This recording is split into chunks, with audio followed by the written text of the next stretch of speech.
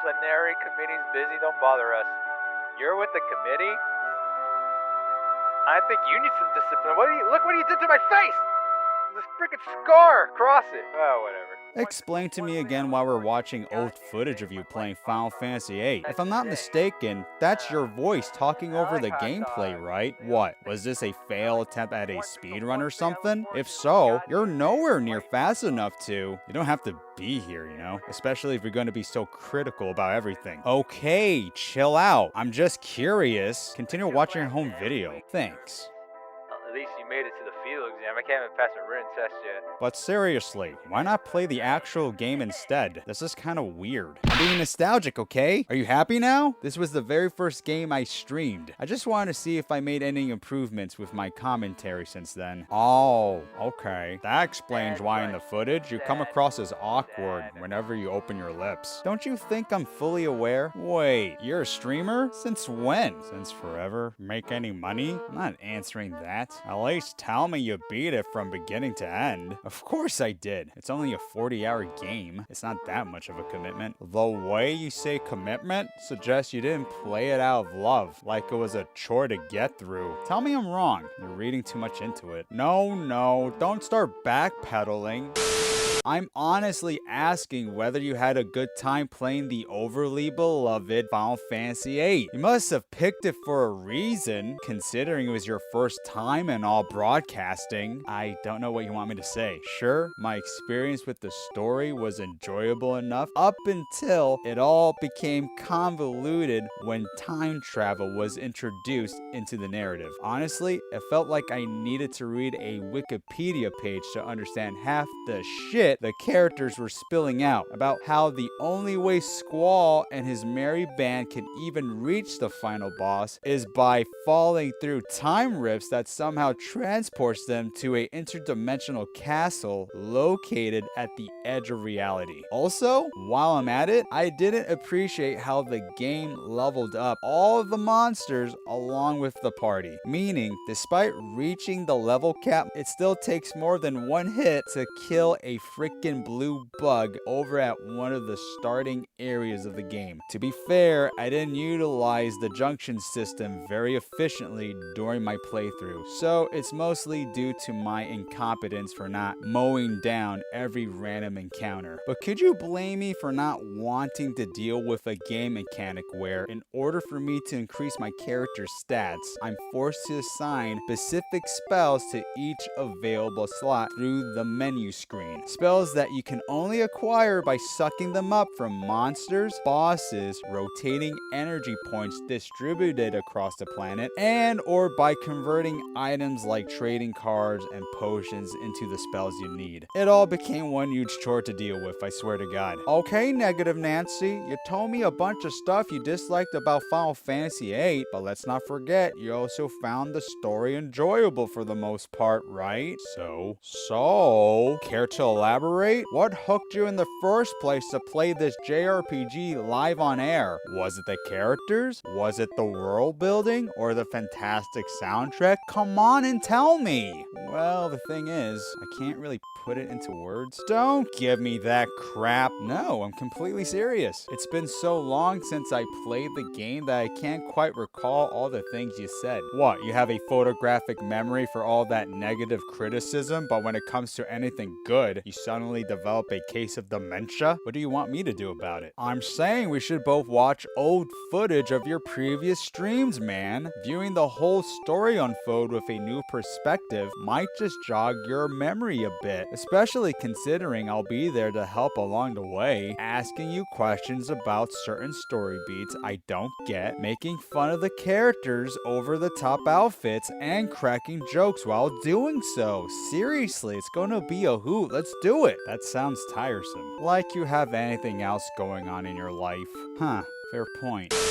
So after pressing start in the main menu, we are then immediately shown a CG cutscene of a beach that eventually slowly pans to two dudes crossing swords at a undisclosed location. All the while, words and images are being chucked at us rapidly, overlaying everything going down. Like a montage? Not really. The images are just snippets of events that are going to occur later in the game. We're not supposed to know who the two chicks caressing themselves are until much later. Honestly, the fight itself is what I mostly focused on, glossing over all that other nonsense. Speaking of the fight, what's exactly their beef? I mean, if they're trying to cleave each other with their weirdly shaped swords, one can only assume it's for high stakes. Is it over a girl? Honor? The sake of the kingdom, maybe? Actually, they're just sparring. Sparring? But that guy just got his nose cut clean off. Well, good thing the very next scene is of him recovering at the nurse's office, where we are officially introduced to everyone's favorite introvert, Squall. Technically, you can change his name to whatever you want, but I'm horrible when it comes to that, so I stuck with the default choice. You should have named him Lord Voldemort due to his recent disfigurement. He still has his nose attached, moron. His face was the only thing that got cut up, leaving behind a scar. My point still stands. He's disfigured. Moving on. While he was licking his emotional wounds, Squall gets visited by Quistis Tripp, another prominent character in the story, who we soon find out is a teacher who instructs would-be mercenaries at an institution called Balam Garden. You see, the reason she's getting our lazy asses out of bed is due to the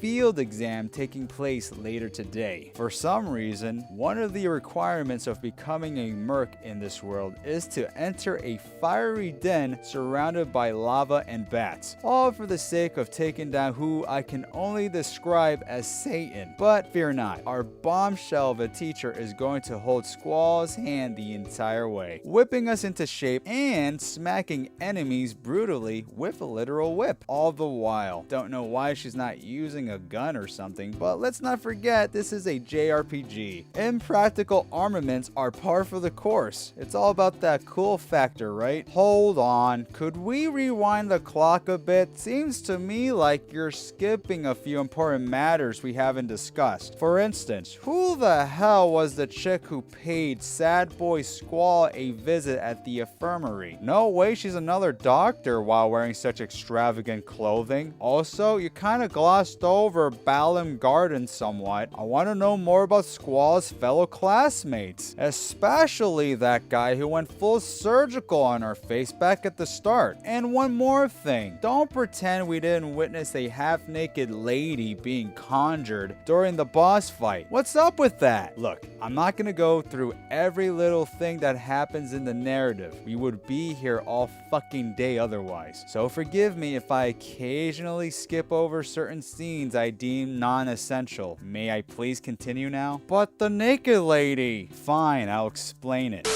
In the game, the party can summon monsters called GFs, which stand for Guardian Force. With these GFs, we can blast all kinds of magic during every random encounter and boss encounter. This has been a long staple for the Final Fantasy franchise. I'm honestly surprised you weren't already aware of this fact. It's never good to assume, Lily. Some of us have lives to live, unlike a certain demon girl. Yeah, I'll keep that in mind. So after kicking some ass for the Lord, the very next day we are immediately sent out to a battlefield along with two new companions, Cypher and Zell. Oh crap, it's the guy who gave Squall a new facelift. During the debrief with Quistis and the dean of the school, it was decided that Cypher will act as team leader during the final examination. You heard me correctly, this is still part of the test that will determine whether we're qualified enough to gain seed status. Thank Christ Zell got paired alongside the squad. His backflipping techniques will definitely come in handy when we face the mechanical spider near the communications tower. But I'm getting a little ahead of myself. Excuse me, I have a question. What does seed mean exactly? I have no clue what the hell you're talking about. Oh, the school? Balam Garden? Refers to mercenaries as seed operatives. There's a deeper meaning behind it, but that comes up much later in the story. Don't worry about it.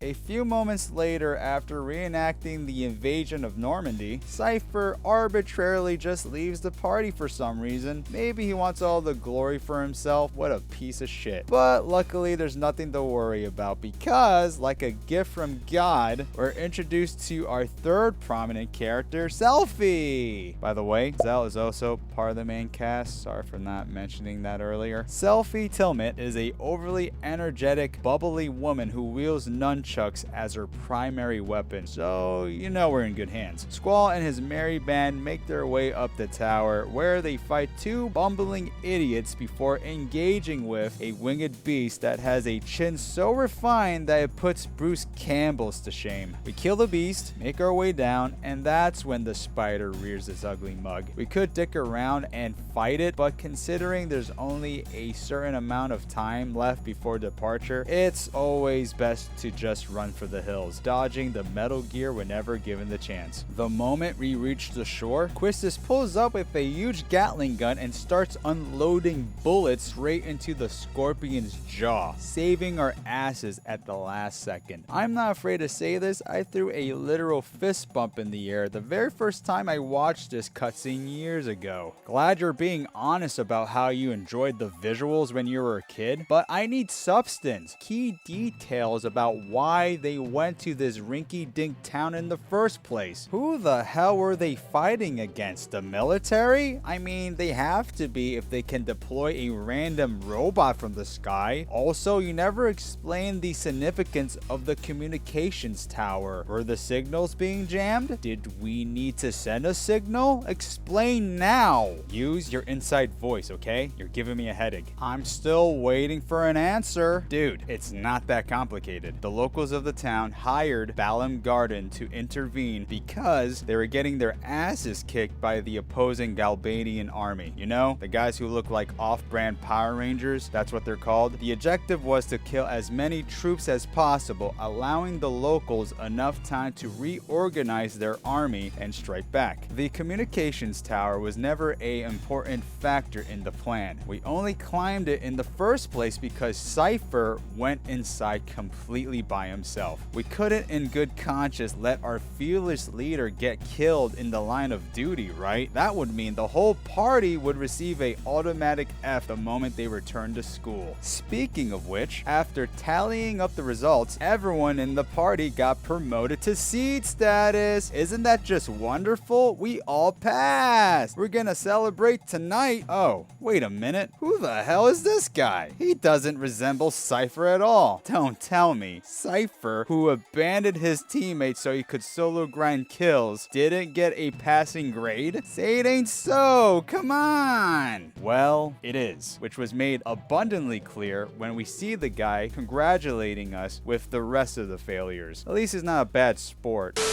I wasn't kidding about that celebration, by the way. The very next scene shows Squall drinking by himself during the inauguration party. Very relatable, considering I also consume booze by myself every time I attend a get-together. But the guy immediately gets pestered by a cute girl who tells Squall he's the best-looking guy here. At least we get to witness him get tugged away by said girl to the dance floor, where we're shown a CG cinematic of them waltzing around awkwardly before getting the hang of it. How lovely. They're falling for each other. Dude, they just met. So? What? You never heard of love at first sight? That's not what this is. Like you're an expert. Here, give me your hand. Why? Maybe if we start dancing along with the music, you can view the scene with a different perspective. Not a chance in hell. Just put one foot in front of the other, Lily. Get off the couch and follow my lead. Dude, if you get near me, I'm going to kick you. Yeah, right. Jesus Christ! Thought I was kidding, huh? Fuck, it's only dancing. Chill out. You brought this on yourself. You almost got my head. Stop.